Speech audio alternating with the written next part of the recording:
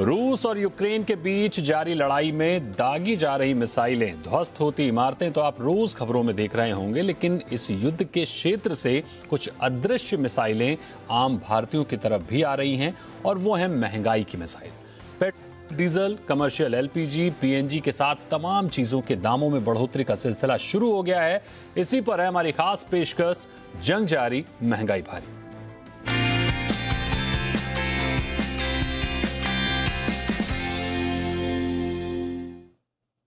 और इस विशेष कार्यक्रम में हमारे साथ जुड़ रहे हैं मुंबई से हमारे खास मेहमान अर्थशास्त्री रुचिका भगत।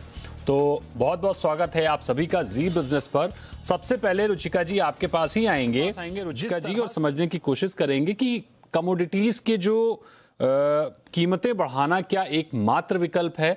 क्या आपको ऐसा नहीं लगता कि कुछ दूसरे उपाय करने चाहिए जिससे कमोडिटीज के भाव इतने ज्यादा ना बढ़ें, आम लोगों पर उसका असर कम पड़े? क्या कुछ दूसरे विकल्प नहीं है सिर्फ दाम बढ़ाने के अलावा? बिल्कुल दीपक जी, ये नीड ऑफ द आवर है कि हमें प्रोएक्टिव अप्रोच अडॉप्ट करनी चाहिए, रिएक्टिव अप्रोच अडॉप्ट नहीं करनी चाहिए। प्रोएक्टिव अप्रोच माने आप पहले से ही प्रिपेयर रहें कि पेट्रोल के प्राइस बढ़ेंगे और आगे भी बढ़ते ही रहेंगे, तो हमें कुछ ऐसा करना चाहिए जिससे फ्यूचर में हम कम से कम पेट्रोल कंजम्पशन करें, पेट्रोल की डिमांड हम कम कर दें और दूसरे विकल्प ढूंढें जो हम पेट्रोल की जगह इस्तेमाल कर सकते हैं। जैसे अभी हम कहते हैं कि पेट्रोल बढ़ा, पेट्रोल के साथ-साथ अगर आप देखें पेट्रोल हर चीज में हमारे इन्वॉल्व है, डेली नीड्स में हमारे इन्वॉल्व है। इनफैक्ट दवाइयों के रेट भी पेट्रोल के बढ़ने से बढ़ गए हैं हमारे। तो ये इसके अंदर हम बहुत सारे विकल्प ऐसे ढूंढ सकते हैं जहां पे हम पेट्रोल की खपत कम से कम करें। जैसे आप देखें गवर्नमेंट ने काफी इनिशिएटिव लिए भी हैं, बट वो थोड़े से मैं कहती हूँ शायद कम पब्लिसाइज हुए, तो एक जागरूकता जो है वो आम पब्लिक में नहीं है कि हम क्या-क्या ढूंढ सकते हैं। जैसे अब मैं आपको कहती हूँ कि हम ग्रीन व्हीकल की तरफ जा सकते हैं। हम लोग बजाय कि पेट्रोल व्हीकल आगे जब खरीदते हैं, तो एक फर्स्ट ऑप्शन जो है हमेशा हमें ग्रीन व्हीकल का रखना चाहिए, जिसके ऊपर काफ़ी सारी सब्सिडीज़ भी हैं और काफ़ी सारे टैक्स इंसेंटिव्स भी हैं, जो हमें सरकार देती है, जो हम फॉलो कर सकते हैं। हम सोलर पैनल लगा सकते हैं, इसके लिए इलेक्ट्रिसिटी कम यूज़ करें। इनफैक्ट सोलर पैनल से जब आप इलेक्ट्रिसिटी जनरेट भी करते हैं और अगर आपकी कंजम्पशन से ज़्यादा इलेक्ट्रिसिटी जनरेट होती है, तो आप उस इलेक्ट्रिसिटी को सरकार को बेच भी सकते हैं। तो सोलर पैनल लगाने से आपको एक ये फायदा है, दूसरा आपको गवर्नमेंट सब्सिडीज देती है, होम लोन प्रोवाइड करती है, आप रूफटॉप सोलर पैनल लगाते हैं। तो ऐसे बहुत सारे विकल्प हैं। आप पेट्रोल प्रोडक्ट को छोड़िए, आप प्लास्टिक प्रोडक्ट्स को छोड़िए, कॉस्मेटिक्स में जो पेट्रोल यूज होते हैं, जो पेट्रोलियम बेस्ड कॉस्मेटिक्स है, आप उसको छोड़ के दूसरे कॉस्मेटिक्स को अडॉप्ट कर सकते हैं, हर्बल कॉस्मेटिक्स को अडॉप्ट कर सकते हैं। प्रिंटर्स वगैरह में जहाँ पे ये पेट्रोल लगता है, आप दूसरे उसके विकल्प ढूंढ सकते हैं। तो बहुत सारे ऐसे विकल्प हैं जिनको हमें एक्सप्लोर करने की जरूरत है, जो नीड ऑफ द आवर है हमारी। रुचिका जी, आप देख पा रही हैं कि हमारे ग्राउंड रिपोर्टर्स मौजूद हैं, लोगों से बात कर रहे हैं और जो रिएक्शंस निकल कर आ रहे हैं कि महंगाई से हर आदमी त्रस्त है। फिर चाहे बात मुंबई की हो, फिर चाहे बात दिल्ली हो, आगे भी तमाम राज्यों का हम रुख करेंगे, लेकिन आपसे इस बीच समझना चाहेंगे कि बीते 2 साल कोरोना ने बर्बाद कर दिए हैं। तमाम लोगों की नौकरियां गई हैं, तमाम लोगों की जॉब अभी भी उनको नौकरियां नहीं मिली हैं। व्यापारी वर्ग पहले ही परेशान है क्योंकि दुकानें बंद थीं, व्यापार ठप पड़ गया था। ऐसे में अब ये जो स्थिति थी, थोड़ी सी उबरने की कोशिश कर रहे थे लोग। ऐसे में अब महंगाई की मार किस तरह से देखती हैं आप? इस स्थिति में लोग अपने आप को फंसा हुआ महसूस कर रहे हैं। बिल्कुल, मैं आपसे बिल्कुल ये एग्री करती हूँ इस बात पे। अगर आप देखें पिछले 2 साल बहुत ही बुरे गए हैं भारत के लिए, भारत की इकोनॉमी के लिए। जो कोरोना की वजह से बिज़नेस बिल्कुल ठप थे, काफ़ी सारी इंडस्ट्रीज़ जो थी, वो तो बिल्कुल चली ही नहीं। इनफैक्ट अगर हम हॉस्पिटैलिटी सेक्टर देखें या ट्रांसपोर्टेशन सेक्टर देखें, ये चले ही नहीं बिल्कुल हमारे। धीरे-धीरे जब हमारी इकोनॉमी ने रफ्तार पकड़ी थी, तो अब ये पेट्रोल की जो मार है, जो इन्फ्लेशन रेट हमारा बढ़ने को शुरू हुआ है और जो यूक्रेन और रशिया की जो वॉर है, इसकी वजह से जो इम्पैक्ट पड़ा है हमारी इकोनॉमी पे, वो बहुत भारी पड़ा है। और इसका बर्डन जो है वो सीधा-सीधा आम जनता के ऊपर देखने को मिलता है। अगर हम देखें तो पिछले 12 दिनों में ऑलमोस्ट 10 बारी पेट्रोल के प्राइस जो है वो रिवाइज़ हो चुके हैं, बढ़ चुके हैं। इनफैक्ट ये जो प्राइस रिवाइज़ हुए हैं, हमारा 8% जो है इंक्रीज़ हुआ है इसके अंदर, पेट्रोल के अंदर। मुंबई जैसे शहरों में तो 100 प्लस डीज़ल का रेट भी चल रहा है इस समय। पेट्रोल तो था ही, बट डीज़ल भी इस समय 100 प्लस है। तो ये अनडाउटेडली डायरेक्टली इम्पैक्ट करता है कंज्यूमर को, उनकी पॉकेट्स के ऊपर इम्पैक्ट करता है।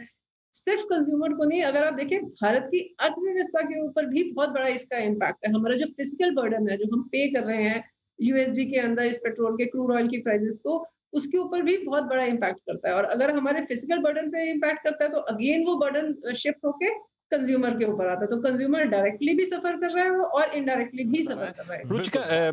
रुचिका एक बार आपके पास फिर आएंगे और आपसे समझना चाहेंगे कि बड़ी वाजिब बात कही इन्होंने, जिस तरह से पेट्रोल के दाम बढ़ रहे हैं उसमें क्या सरकार अपने टैक्स का कुछ हिस्सा अगर कम करे, चाहे वो राज्य सरकार की बात हो या केंद्र सरकार की बात हो, थोड़ी सहमति बढ़े, थोड़ा टैक्स कम हो, तो क्या लोगों को थोड़ी राहत नहीं मिलेगी, या सरकार के पास बिल्कुल गुंजाइश नहीं है टैक्स कम करने की? देखिए, ऐसा नहीं है कि सरकार के पास गुंजाइश नहीं है या सरकार नहीं कर रही है। अभी आप रिसेंटली देखेंगे तो सरकार ने 5 रुपया एक्साइज ड्यूटी कम की है पेट्रोल के ऊपर। सरकार कभी नहीं चाहेगी कि सारा बर्डन जो है वो कंज्यूमर बेयर करे, वो कर भी नहीं पाएगा क्योंकि पेट्रोल के प्राइसेस बहुत ज्यादा बढ़ जाएंगे। जी। अगर छोटी सी बात हम इसको इस तरह से समझे, अगर 10 USD पर बैरल अगर बढ़ता है पेट्रोल का प्राइस, क्रूड ऑयल का प्राइस बढ़ता है, तो हमारा जो फिजिकल बैलेंस है वो हमारा 15 बिलियन से इफेक्ट होता है। बिल्कुल। और दूसरी तरफ अगर हम देखें तो हमारा ग्रोथ रेट जो है वो 0.4% डाउन हो जाता है और इन्फ्लेशन जो है वो 2% से बढ़ जाता है। ये टोटल जो सारे मैटर्स हैं वो इफेक्ट करते हैं। तो सरकार जब पॉलिसी बनाती है तो वो उस सब को बैलेंस करके चलती है। वो सारा बर्डन तो डाल ही नहीं सकती कभी भी कंज्यूमर के ऊपर। कुछ हद तक वो कंज्यूमर के ऊपर बर्डन ट्रांसफर करती है, कुछ हद तक सरकार खुद इसका बर्डन बेयर करती है। अभी इसी के चलते हुए अगर हम देखें तो सरकार को लगभग रेवेन्यू लॉस जो था वो 1 लाख करोड़ रुपए का हुआ है। बिल्कुल।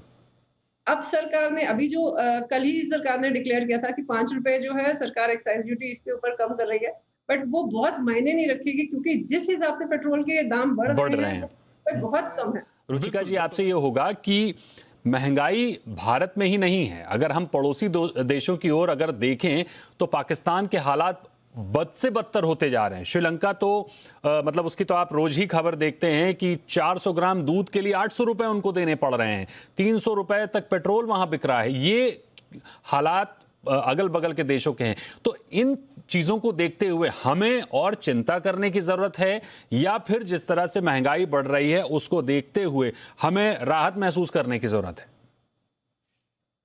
देखिए, चिंता करने की जरूरत तो है क्योंकि आपको हमेशा फ्यूचर के लिए तैयार रहना पड़ेगा। यहाँ पर इस समय खासकर क्योंकि जब ये वॉर चल रही है और इसका वॉर का भी कुछ फ्यूचर कोई डिसाइडेड नहीं है, अगर आप देखें तो कहीं थमने का नाम ही नहीं ले रही है ये वॉर।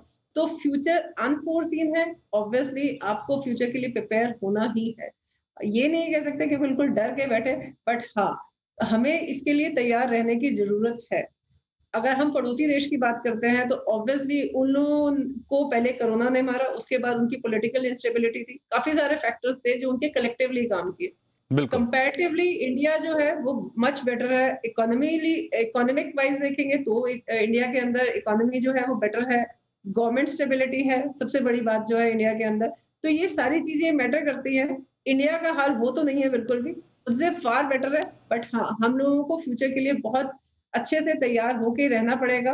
ऑब्वियसली जैसे मैं आपको कहती हूँ हमेशा प्रोएक्टिव अप्रोच होनी चाहिए, रिएक्टिव अप्रोच नहीं होनी चाहिए। तो हमें फ्यूचर के लिए कुछ ऐसी पॉलिसी सरकार को लानी ही पड़ेंगी जिसके अंदर सरकार को फ्यूचर में इस इन्फ्लेशन को कर्ब करे, क्योंकि इन्फ्लेशन बिल्कुल ये अहम बात कही आपने कि सरकार को कुछ ऐसी पॉलिसीज लाने की बेहद ज्यादा जरूरत है जो फ्यूचर को देखते हुए आम लोगों को भी राहत देती रहे और आर्थिक हालातों को भी बेहतर बनाए रखे। हालांकि ये एक छोटा सा प्रयास था हमारा कि हम आपको दिखा सके कि देश भर में जिस तरह से महंगाई बढ़ रही है, जिस तरह से पेट्रोल डीजल के दाम बढ़ रहे हैं, एलपीजी और पीएनजी के दाम बढ़ रहे हैं, आम लोगों पर उसका क्या असर पड़ रहा है, आम लोग किस तरह से रिएक्ट कर रहे हैं। ये रुचिका, आपका भी बहुत बहुत धन्यवाद इस पूरी खबर पर, इस पूरे शो पर अपना विश्लेषण देने के लिए।